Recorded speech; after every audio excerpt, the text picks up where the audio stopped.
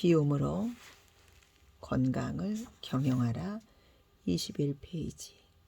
오늘 하루의 식습관은 10년 후 건강의 바로미터. 10년 후에 나의 건강에 대해서 생각해 본 적이 있는가? 내가 먹은 음식이 나의 몸을 만든다는 것을 알고 있는가? 정말 소중한 것은 급하지 않다고 한다. 당장에는 별 문제가 없기 때문이다. 하지만 문제가 생겼을 때는 이미 늦은 경우가 많다. 몸을 지키지 못하게 되면 지금 버는 돈, 미래의 꿈도 헛것이다. 몸이란 무엇일까? 몸은 당신이 사는 집이다. 집안에는 가구도 있고 음식을 만드는 부엌도 있다. 이런 집기들을 오래 사용하다 보면 더러워져서 수년에 한 번씩 도배도 하고 집을 리모델링 한다. 그러면 또 수년을 사용하게 된다.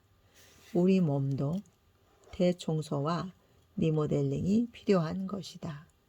군대에서도 닦고 조이고 기름치자란 구호가 있다. 전쟁이 났을 때 언제든 사용할 수 있도록 장비들을 잘 관리하라는 말이다. 우리도 장기들이 제대로 활동할 수 있도록 닦고 조이고 기름쳐야 한다. 몸 안에 쌓인 독소를 한 번씩 청소해야 한다. 몸은 무엇으로 청소해야 하나? 몸을 제대로 청소하기 위해서는 내가 먹는 먹거리, 운동, 수면, 스트레스 관리를 잘해야 하고 식습관이 되어야 한다. 왜냐하면 몸은 내가 먹는 것이 독소가 되기도 하고 몸을 청소하는 세제도 되기도 한다. 오늘 먹는 음식이 내일 내 몸이 된다. 그럼 오늘은 어떤 음식을 먹어야 할까? 내가 지금 먹는 음식들이 쌓여 10년 후에 몸이 결정되는데 말이다. 암도 잠복기가 15년에서 20년이라고 한다. 내가 오늘 암이란 판정이 났다면 되돌아보면 내가 먹은 음식과 스트레스를 관리를 어떻게 했는지 추적하여 알 수 있다. 건강할 때 먹은 음식과 스트레스가 쌓여서 나타난 것이다. 암의 정체가 뭘까? 정상세포가 아닌 비정상세포를 말한다. 정상세포는 없어지고 새로 생기는 세포 주기의 비정상세포가 죽지 않고 계속 커지는 것이다. 이 세포가 바로 암세포다. 통증이 없는 곳에 암은 말기가 되어서 알게 되는 것도 있다. 그러면 암이 안 걸리고 살 수 있을까? 당연히 살 수 있다. 내가 먹는 음식을 내 몸이 필요한 음식으로 바꾸기만 한다면 충분히 안 걸릴 수 있다. 내 몸이 원하는 음식으로 먹는다면 우리 몸의 세포는 다시 새롭게 재생한다. 이 암이란 녀석도 내가 먹은 음식이 원인이라면 다시 몸이 원하는 음식으로 바꿔주면 되지 않겠는가? 내가 맛있어서 먹은 즉석 음식들이 여기에 한몫했다면 이 즉석 음식들을 보며 땅을 치며 후회할 수도 있다. 물론 스트레스, 체온 관리도 해야 하지만 내가 먹은 것이 과식과 폭식이 원인이 되어 체온을 떨어뜨리게 되고 체온이 떨어지면 소화 흡수와 배설이 잘 안 되어서 독소가 계속 쌓이는 것이다. 막히면 아프고 뭉치면 아프다. 악취도 난다. 암으로 진단되기 전에 몸이 사전에 우리에게 알려준다. 물만 먹어도 살이 찌는 것 같다. 내장 지방이 쌓이는 속도가 빠르기도 하고 음식을 먹기만 해도 식곤증 때문에 어쩔 줄을 모른다. 먹고 난 뒤에 소화가 안 돼서 늘 소화 불량이기도 하고 먹기는 먹는데 돌아서면 또 허기가 진다. 손발은 늘 차갑고 밤에 잠을 푹 자지도 못한다. 저체온의 늪으로 들어가고 있다. 늘 피곤해서 아침에 일어나는 것은 몸이 천근만근이다. 눈에 핏발이 가시지 않고 배변은 계속 물변 상태다.